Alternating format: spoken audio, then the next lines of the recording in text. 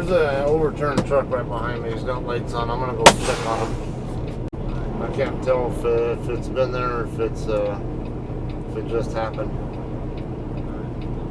Okay. All right. Bye.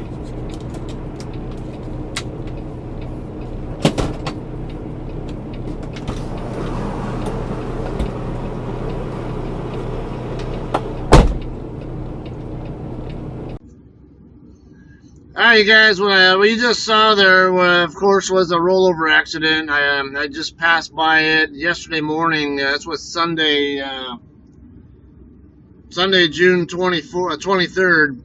This was on I-40 eastbound, just east of Memphis, specifically just past the 22-mile marker. Now, I ended up being the first driver on the scene. I did not actually witness the accident, but of course, I come up on this truck. It still has its lights on. It's on its side, and nobody around. I figured it had to have just happened. So, as you saw, though, I stopped to check on him. And when I got back there, I was on the line with the 911 dispatcher to verify that they knew about the incident. And I was still on the line with the dispatcher trying to get information on like how the driver was doing and all that kind of stuff. I'm looking inside the windshield, and I can see the driver's in there, and that he seemed to be okay. And next thing I know, he popped open the driver's door and stuck his head out and asked me if he could borrow my phone to dial a 956 area code number, which turned out it's a Brownsville, Texas area somewhere. But I told him I was still on the line with 911 at the time, and I told him I wouldn't mind letting him borrow it after I got through dealing with the dispatcher. So I figured, hey, he probably wants to let his dispatcher or family members or whoever know that he had an accident and that he's okay. But right at that same time, when I was talking to him about the 911 dispatcher, a couple other guys showed up at the scene who apparently were witnesses to the accident. These two, at least the skinnier guy, I should say, I talked to him more than I did the shorter, heavier guy. But the skinnier guy, I know, he said he actually watched it happen going the other way, and he came back over to check on him. And basically, everything all this boils down to here is I think this driver fell asleep, and I'm going to get to why I think this happened. Okay, once the police and fire and all them showed up, and the driver ended up climbing out the driver's door and jumping out on his own and seemed to be okay. He told them that a black car had cut him off and that he swerved to avoid the car. Alright, so here's some problems with that. One, the witness, the skinnier guy I was talking about, who showed up, he said he didn't recall seeing another vehicle in the area. All he remembered seeing was the truck. It doesn't mean there was no car there, but he doesn't recall seeing anybody there except for the truck, and all he saw was the truck going into the grassy mud area, whatever, and having the trailer pull the truck over with it as the trailer started to tip. Also, I have, of course, my dashcam footage. I had started my night in Palestine, Arkansas, which is in between Little Rock and West Memphis. And I have every bit of the recording from that period there. But anyway, I come up on this, and I don't recall seeing anybody driving erratically past me, except for a couple of white cars right at the I-40 and I-69 interchange. But this guy said it was a black car that had cut him off. So again, I find this story a little bit fishy, personally.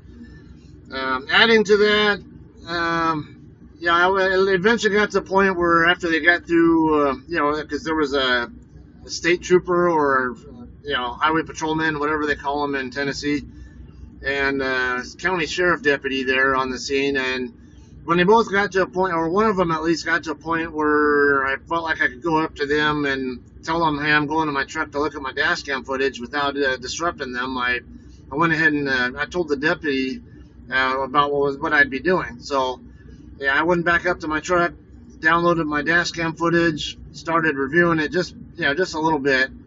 I ended up going, taking my tablet with me back over to where the scene was, and at this point in time, it was just the deputy, the trooper, and the driver of the rollover truck on the scene, and everybody else had already left.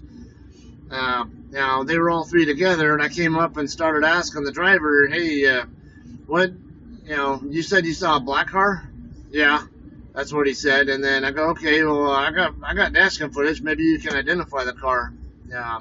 But at that point in time, he basically came a little bit more dismissive and seemed more like he was eager for me to leave the scene. And I think I remember him saying, "That's okay, man. We got it from here. It's appreciate all your help, whatever, but don't worry about it. We'll take care of it from here." Okay, so if this is a driver who legitimately got cut off by a car, I mean, thinking me, if I really did get cut off by a car that I thought caused an accident, I would be eager to get any evidence that would prove that there was a black car in the area and even identify the car. Because odds are, with my dashcam footage, I can, my video software, I can zoom in on license plates on whoever passes me and get good information for law enforcers to work with, if that is the case. But when you got a driver who's quick to get me out of the area when I have something that could potentially be useful to him if that really did happen, come on now. This sounds a little bit more suspicious to me. So, it may be more apt to believe that he fell asleep behind the wheel knowing this. And another thing about why I think he fell asleep behind the wheel is it's pretty common for drivers when they do have accidents like this, especially truckers. Very common, actually. There's the saying in the trucking industry called "seeing the black dog." A lot of you guys might not know what this means, but seeing the black dog means basically you fall asleep behind the wheel and you start dreaming or hallucinating, whichever the case might be, and think that you see a black dog there on the road, and you might swerve to avoid it or hit your brakes hard to avoid it, whatever, because you really think it's there, but it really isn't. The black dog isn't the only thing that can be encountered there. It could also end up being a black car, like in this case, which it always seems to be a darker colored vehicle, dark, black or green, whatever the case might be. But again, this is more reason for me to suspect the driver fell asleep. So that's my impression. Is I think this guy just fell asleep and got caught, and now he's paying for it. With this truck rolling over on him. He's damn lucky nobody else got hurt. And the only injury that apparently happened was a cut to his back, which I'm going to have to take a wild guess happened from him getting out of his seat after the fact. So, it doesn't matter if you're a truck driver or driving a regular car. Please, if you're tired and you feel like you can't safely drive, get off the road. And if you're in a truck, no load is worth your life or someone else's life. Get off the road, get some rest, get to where you have to go to stop and be safe. Preferably if you're in a truck, get to a truck stop or a rest area or something. All else fails, get to an on-ramp or something. Maybe, depending on who you drive for, you may or may not be allowed to stop at stay at an on-ramp or an off-ramp, but if that's the only option, it's better than staying on the road and crashing and causing death and injury and losing a load. All right, anyway, I want to relate a couple of other situations I had with when I was still a Walmart dedicated driver over in Colton. I used to frequently go up to Sacramento area with loads, and there were a couple times where I had basically was driving fatigued and ended up getting myself off the road. The first time around, I actually suffered what was called micro sleep. This is something you don't ever want to have experience as a driver. It's where you actually do fall asleep in very small intervals, whatever, very like brief seconds or whatever.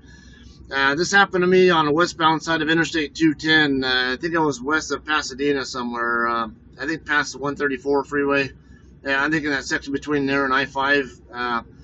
But I remember I had gone around a left curve, among other things, or a couple of actually curves while I was following another truck. And there was a section in there that I seriously did not remember navigating through at the time. Until I finally came to and like realized I'm following this truck and thinking back like, how in the hell did I get through those curves and not have an accident? How am I still behind this guy and how did I keep it between the lines and all this stuff? That's basically what was micro sleep. That very dangerous situation because if the truck had slowed down in front of me, I probably would have plowed into the back of him. A couple other occasions where I had to get up that way and I was really tired and was concerned about going in the sleeper berth area because if I go back there to get some rest, I'm probably going to get so comfy that I won't want to get up. So in these situations, I would sometimes just stay in the driver's seat. I would stop at a rest area, maybe the rest area right there at the LA-Kern County line up in the Grapevine, or the Avenal and Gorman rest area or whatever if I'm going up I-5. I'll stop at one of those two places, whatever, and end up having taking a nap in the driver's seat. I would take off my seatbelt, recline my chair back, kick my feet up, and all that, because I don't want my body to think that I'm actually in a driving position. But at the same time, I didn't want to get overly comfortable either. So I tried sleeping like this, and turned out a couple of these occasions where I slept like that. I remember I would wake up scared to half to death because I thought I was actually still driving, actually moving the truck down the road, and I thought I was about ready to crash into something. And I would instantly wake up and grab hold of the steering wheel and all this stuff. And so this is an instinctive human reaction, and I think that's what this same driver ended up doing in this case. So I just want to say, be smart. Don't drive fatigued. Get off the road if you absolutely must. Just like I said, no load or no life is worth the risk of having an accident. Okay, that's all. Thanks.